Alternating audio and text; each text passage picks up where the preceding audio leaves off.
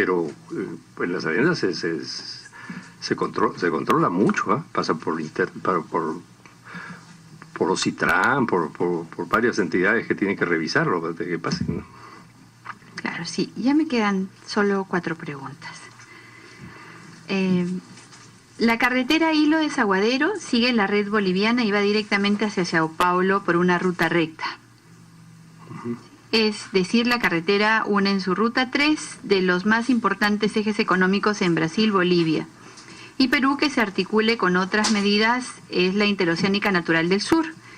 Y obviamente es una ruta mucho más importante para conectarse con las zonas económicas importantes de Brasil que las rutas de Irsa Sur, en las que solo se ha visto, ahora sabemos o creemos, motivados por Coima, que se hizo con dinero peruano para beneficiar el objetivo geopolítico de Brasil para desarrollar sus zonas pobres de Río Branco. En este punto yo quisiera conocer su opinión como peruano con respecto a la introducción que le acabo de hacer y a los beneficios que finalmente geopolíticamente han obtenido tanto Brasil como Perú.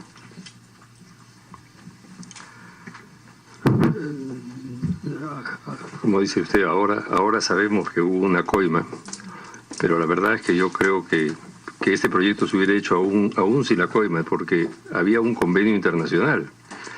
Y cuando la decisión de hacer esa carretera por ese lugar y de ese tamaño fue dentro de este convenio, que no sé si fue auspiciado por la CAF o por alguna entidad de este tipo, en los cuales obviamente no hubo ninguna influencia especial.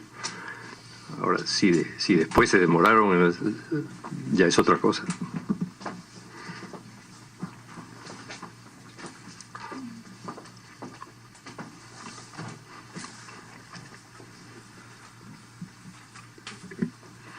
Tengo una pregunta de la Interoceánica nuevamente. De acuerdo al acta de la sesión 97 del Consejo Directivo de Proinversión, se advierte que la entrega en concesión del proyecto Irsa Norte, su representada postula dicho proceso compitiendo entre otros con Odebrecht. ¿Verdad? ¿Compite usted en Irsa Norte con Odebrecht? No. ¿En Irsa Norte? Postuló dicho proceso compitiendo entre otros con Odebrecht. Sin embargo, luego ya de ser precalificado, ambas empresas decidieron consorciarse. Ah, ya. No, por eso no llegamos a competir. Sí. Ajá, lo que fue aceptado por el Consejo. Cuéntenos, señor Graña, ¿por qué ocurrió dicho cambio de competidor a aliado? La verdad que no recuerdo exactamente, desde muchos años, y no estaba dentro de la lista de las cosas que había que preparar, pero esto es probable que no nos sintiéramos muy débiles de ir solos o tuviéramos mucho miedo a Odebrecht. ¿Acaso será que la seguridad que le dio la empresa Odebrecht en Irsa Sur en relación al favorecimiento de la entrega en concesión los animaron, tal vez? ¿Podrá ser? No, eso no.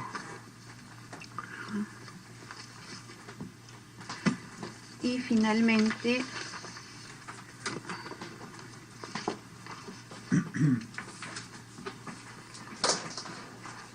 ¿es cierto que hubo personal de Odebrecht, Graña y Montero que pasaron a la Autoridad Autónoma del Tren Eléctrico o al Ministerio de Transportes y Comunicaciones o viceversa, puerta giratoria? Que yo sepa, no, por lo menos de alto nivel no. Puede ser que obreros o de otro nivel sí pueden haber pasado, no conozco. El 24 de mayo del 2017, el señor Johnny Garro Fernandini, exgerente de la Unidad Gerencial de Operaciones y Mantenimiento de la Autoridad Autónoma del Tren Eléctrico del 2009 al 2011, se presentó a declarar ante esta comisión investigadora. Él, junto con los profesionales del ATE, Svetlana Tarasova y Walter Arboleda Gordon, participaron en el incremento injustificado del valor referencial de 344.427.561 dólares a 431.867.579 dólares para el tramo 1 de la línea 1 del Metro de Lima. En la declaración, el señor Garro reconoció que al término de su ciclo laboral en el Tren de Lima pasó en enero del 2012 a laborar a Graña y Montero Ferrovías como coordinador técnico. Actualmente es su jefe de operaciones. Al menos eso dice su currículum, que se encuentra colgado en la web de Ferrovías. Sí, puede ser, no sabía, pero puede ser, no hay muchos técnicos en ferrocarriles en el Perú. Entonces, es probable que por eso lo hayan contratado. No. Por su conocimiento, porque hay pocos técnicos. Por su conocimiento técnico, a eso me refiero. Sí, claro. ¿Usted conoce que de conformidad con la ley 25788, ley que establece prohibiciones e incompatibilidades de funcionarios y servidores públicos, así como de las personas que presten servicios al Estado bajo cualquier modalidad contractual, estaba prohibido que el personal del ATE pase a laborar en la empresa Graña Montero hasta después de un año después de haber cesado? No, desconozco y no conocía que hubiera habido ese caso, ¿no? Ahora que lo conoce, se da cuenta que el señor Garro, al pasar a laborar inmediatamente del tren de Lima a GIM Ferrovías S.A., dejó su labor en el Estado, donde tenía que cautelar los intereses públicos, sustentar, en este caso, el incremento del valor referencial, y pasó a laborar precisamente al Grupo Graña y Montero, la misma que se vio beneficiada con el incremento presuntamente no justificado del valor referencial. Desconozco el tema y no sabía que él había participado antes en otra cosa. No lo conozco, el señor Garro, no. Dada su experiencia y profundo conocimiento de las megaobras públicas, además de ser un amplio conocedor de los requisitos técnicos y legales que debía tener una obra de esta envergadura, hablo de la línea 1, debe saber que una obra como el Tren de Lima, de conformidad con los numerales 10.4 y 10.5 de la ley 27293, ley del SNIP, necesitaba cumplir la observancia del ciclo del proyecto, y que el órgano resolutivo de cada sector debía autorizar dicha priorización, y que caso contrario toda excepción debía realizarse a través de decreto supremo refrendado por el ministro de Transportes y el ministro de Economía y Finanzas. Ello significa que antes de participar en una mega obra pública como el Tren de Lima, usted, dentro de las prácticas sanas de control, debió verificar si el mismo fue aprobado por el SNIP, situación que no hicieron. ¿Por qué? No recuerdo la verdad, pero cuando el Estado convoca un proyecto, no somos nosotros los que averiguamos si ha cumplido todos sus requisitos previos. Una vez que el Estado lo convoca, es de suponerse que el Estado ha cumplido con todas las normas que tiene que cumplir. ¿No verifica, no hace las verificaciones de si ese proyecto, aún siendo del Estado, cumple con todos los requisitos de ley? ¿No le llamó la atención que no se estuviera cumpliendo en este caso? Congresista Costa, le voy a dar la interrupción, pero permítame terminar la pregunta, por favor. No, desconocía el problema. La norma exoneratoria por la cual se exceptúan a los tramos 1 y 2 del proyecto Sistema Eléctrico de Transporte Masivo Lima-Callao Línea 1 de la aplicación de las normas del SNIP referidas a la fase de preinversión se dio un año después. Es decir, después de haberse adjudicado la obra y en plena ejecución. Esto es en el año 2010, mediante el Decreto Supremo 081-2010, Economía y Finanzas, que fue publicado el 11 de marzo del 2010. Es decir, extemporáneamente. Usted, por eso es que hice una introducción con respecto a su enorme experiencia y por lo tanto manejo de la normatividad en la construcción en nuestro país. Usted no sabe que las normas se aplican siempre hacia adelante, no con retroactividad. ¿No le llamó la atención el que si era una norma exoneratoria de este tipo de manera extemporánea y con aplicación retroactiva? La verdad es que yo creo que yo no tengo que hacer las verificaciones de las normas que el Estado ha construido en muchos sentidos. Yo siento que no me toca a mí verificar si el Estado ha cumplido o no ha cumplido sus propias normas. Eso supongo que están otras entidades propias del Estado que tienen que hacerlo. Nosotros, si el Estado ha convocado una licitación, asumimos que ha pasado todas las normas que tiene que pasar.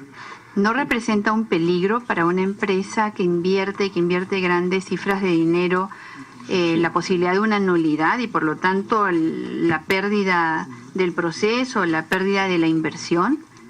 Ustedes son una de las empresas más grandes y más serias en el país. Sí, es verdad que puede significar un riesgo, y si no lo hemos tenido en cuenta en esos casos, buscaremos de chequearlo más, pero tampoco podemos tener un departamento paralelo a la Contraloría, digamos, nosotros, chequeando el Estado en cada licitación. Porque está usted mencionando una ley. Pero estoy mencionando una exoneración del SNIP de forma extemporánea, un año después, en pleno proceso de ejecución de la obra. Bueno, pero ya en ese momento, ¿qué podíamos hacer? ¿Qué cabía? La responsabilidad de los funcionarios, no nosotros. Gracias, señor Grañas. Y al congresista Costa. Ahora sí terminé con mi pregunta. Gracias, presidenta. Yo tengo algunas preguntas finales también, aprovechando que usted ha preguntado por la relación de el ingeniero Graña con, digamos, algunos de los políticos y autoridades peruanas. Yo quisiera completar la lista y pedirle que nos dé cuenta de su relación con el señor Klimper y cómo llega al directorio de Graña y Montero. Señor Graña. Gracias por el intermedio, presidenta. El señor Klimper es un empresario conocido en Lima y entró al invitado por nosotros al directorio hace muchos años, pero no en realidad él fue invitado por las AFPs, él entró como representante de las AFPs. Y no recuerdo en qué año, pero... Gracias. Y se mantuvo, por intermedio de la presidenta, ¿se mantuvo en el directorio como representante de las AFPs? Sí. Hasta el final. Hasta el final. Él renunció el día que decidió entrar en política directamente, digamos, cuando aceptó ayudar a Keiko en la campaña, ¿no? Y con la señora Keiko Fujimori, ¿qué tipo de relación tiene usted? Sí la conozco, pero muy poca relación, la verdad. No. En algunas reuniones grandes de empresarios nos conocemos, pero no mucho más. No. Como no ha llegado a la presidencia, no ha inaugurado obras. Y con el padre, la señora Fujimori, que sí llegó a la presidencia, inauguró muchísimas obras. Sí. ¿Qué relación tiene con él? ¿Actuó con él, digamos? Sí, con él sí hemos estado en muchas reuniones similares a los otros, menos, o sea, mucho menos que, por ejemplo, Alan García, que invitaba empresarios, ¿no? Fujimori no, pero sí he estado en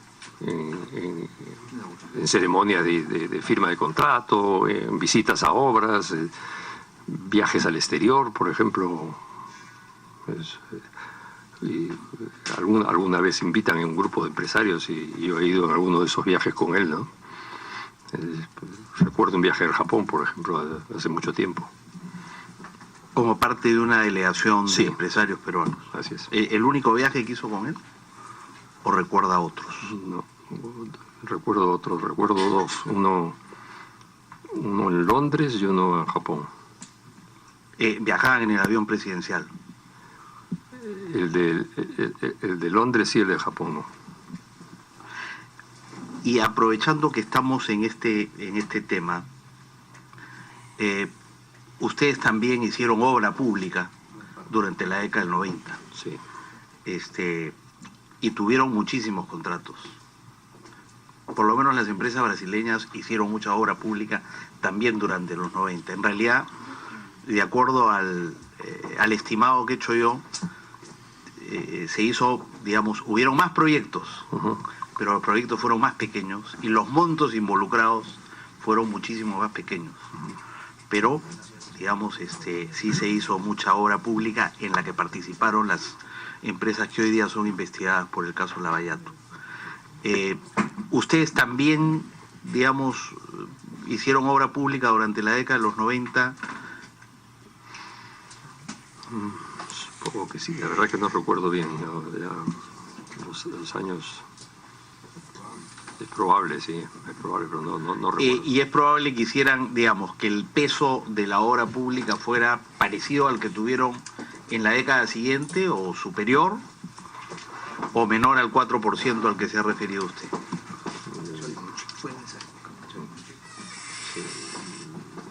Debe ser más o menos igual. Es una época que estamos haciendo chavismo chic, ¿no?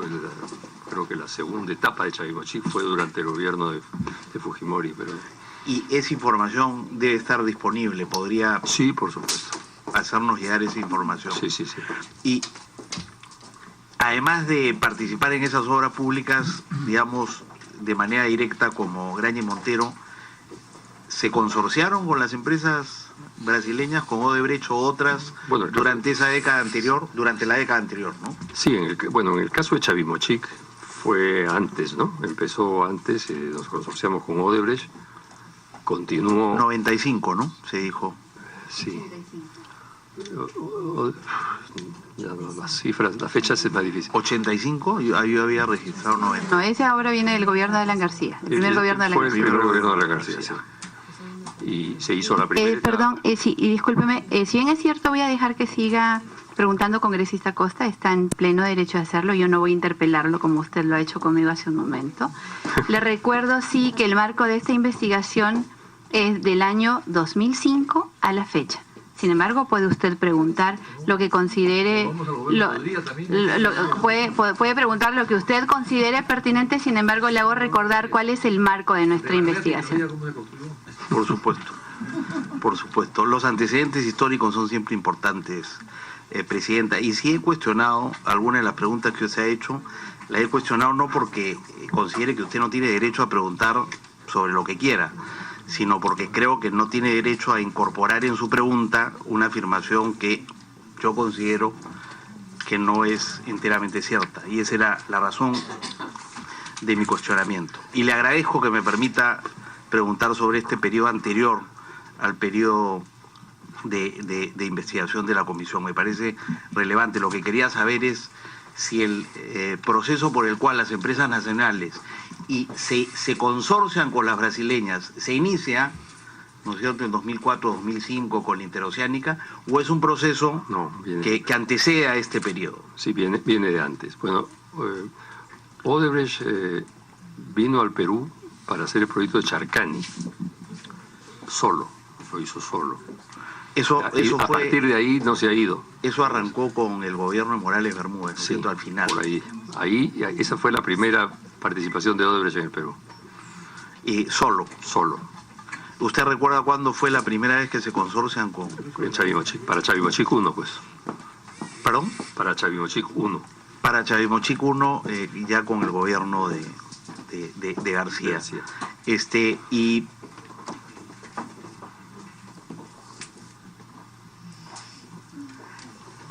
La ley de Sistema Nacional de Inversión Pública es de junio del 2000. ¿Cuál era el régimen que se aplicaba antes? Porque, digamos, esta idea de que no se hacen los estudios definitivos, se hace en el marco de la ley que permite que no se hagan los estudios definitivos. O sea, es una medida legal, no es una medida arbitraria, que puede tener consecuencias buenas o puede tener consecuencias malas, pero no es ilegal. La pregunta es, ¿cómo era el proceso de participación privada en la inversión pública antes del régimen que establece la ley 27293? Prácticamente inexistente. O sea, había participación privada y pública, no había asociaciones público-privadas, ¿no? Recién es a partir de ese momento. Y en esas, sea que fuera inversión pública o inversión privada, en todos los casos, en esa época, ¿se concluían los estudios de ingeniería antes de iniciar una obra de construcción? No en todos los casos. No necesariamente. O sea que tampoco es, casos parecidos, digamos, la idea de exonerar una obra de los estudios definitivos de ingeniería es una opción, no es una locura. En algunos casos se hace, digamos, la práctica histórica, y en otros casos no se hace. No es sano, pero se ha hecho muchas veces. O sea, a partir de la experiencia en la interoceánica está claro que los riesgos son muy altos por la posibilidad de que los costos terminen siendo mucho más elevados. Congresista Acosta, si me permite un aporte a lo que usted está preguntando. Las concesiones por iniciativa privada antes del SNIP se regían por el Decreto Supremo 059-96, la ley del Sistema de Inversión Pública. En todos los casos, esta ley exigía estudios definitivos. Por eso es que posteriormente, cuando sale la ley del SNIP, se ponen ciertos candados, como la exoneración que requiere el refrendo del ministro del sector y del ministro de Economía y Finanzas, quienes tienen responsabilidad política en la toma de la decisión cuando el resultado de la toma de esa decisión resulta perjudicial para el Estado peruano. Pero no es que antes del SNIP no existiese norma que regulara. Si existía, era el Decreto Supremo 059-96. Como aporte nada más para lo que usted está preguntando en del 96. Interesante que fuera la ley del Sistema de Inversión Pública. Interesante que fuera el propio gobierno de Fujimori que aprueba ese decreto supremo, que después promulga una ley modificando el decreto supremo anterior para permitir que en efecto se pueda hacer obra pública o APPs sin contar con los estudios definitivos de ingeniería. Con los candados y las responsabilidades políticas de la toma de decisiones, congresista. Ese es un agregado suyo, ¿no? Porque la norma dice en el artículo 10.5 que esto se puede hacer. Solo establece, pero no es discrecional. Solo establece el procedimiento para hacerlo, ¿no? Creo una discusión que la vamos a tener con la amplitud y con los especialistas requeridos al momento que tengamos que redactar las conclusiones de este informe. Pero le quería hacer el alcance, ya que usted ha puesto esto en la mesa de discusión, para que lo tenga presente. Muy bien. Yo he terminado, Presidenta. Muchas gracias. Gracias, congresista Acosta. Congresista García Belaunde. Una pregunta solamente. ¿En qué negocios o emprendimientos o concesiones o contratos sigue hoy, a la fecha, Graña Asociada con Odebrecht?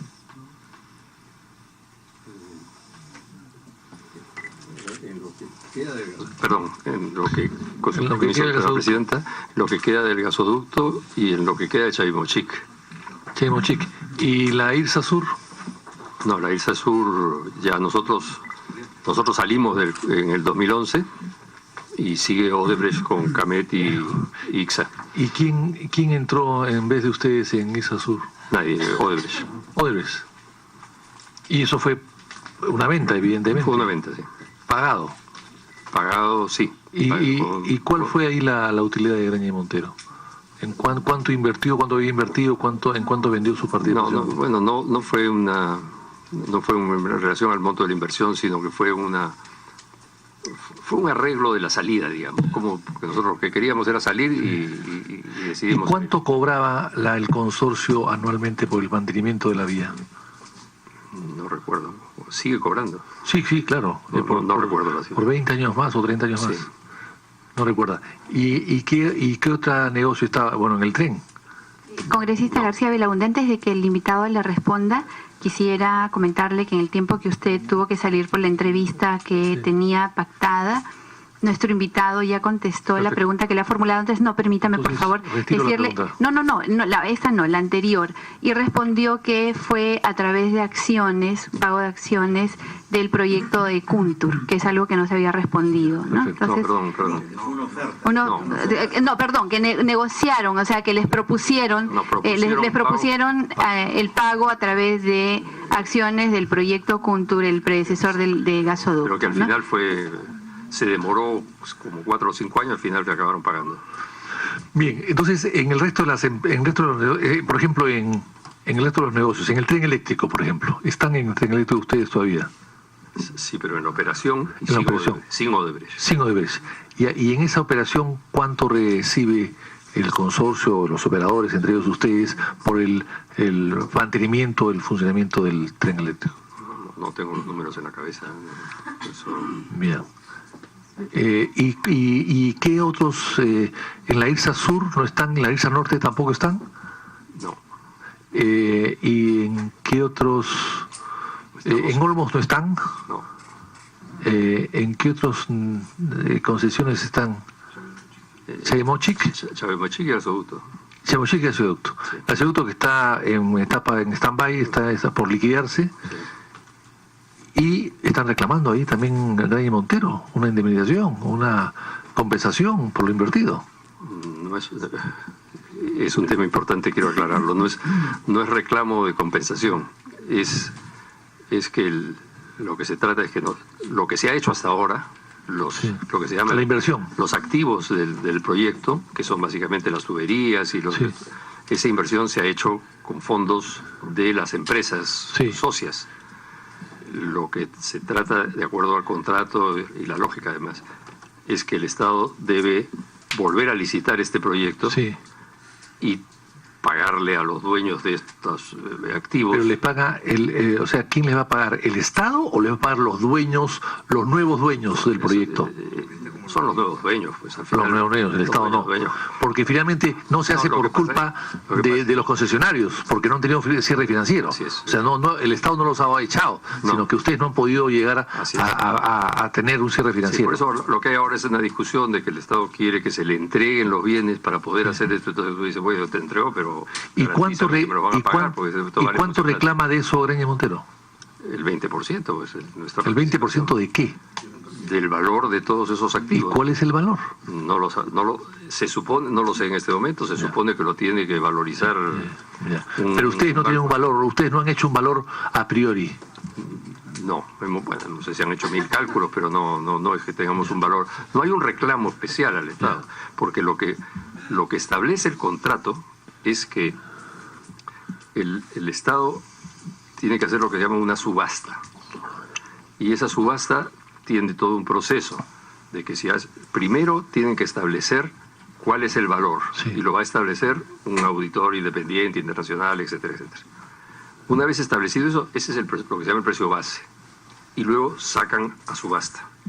Si es que hay algún postor, tipo Sempra, tipo Brookfield, estos que les interesa, que paga más que ese presupuesto base, a nosotros nos pagan solo el presupuesto base.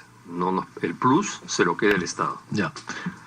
Si pagan menos, nos pagan menos, con un mínimo del 72%. O sea, si el postor solo pagara el 60%, el Estado tendría que completarnos ese peso. De acuerdo. ¿Y si no se subasta, si no se puede subastar? ¿O si el Estado cambia de si no se puede subastar, el Estado tiene que pagar. Ese es el problema. Claro. Esto tiene que pagar. Ese es el problema. El Estado tiene que pagar a todos, inclusive a Graña Montero. Claro. ¿Y qué más hay de otros proyectos así que estén? O sea, ya no hay ninguno más en que ustedes intervengan. No. Chaimochic es el otro.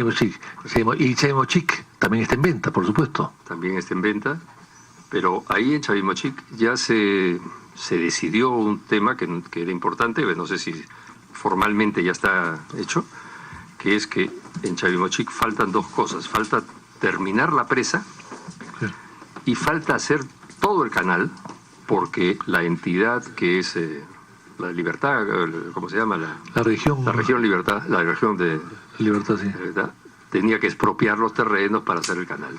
No expropió nada, no se ha podido empezar el canal. Entonces, lo que se ha acordado es partir la obra, sacar el canal del contrato.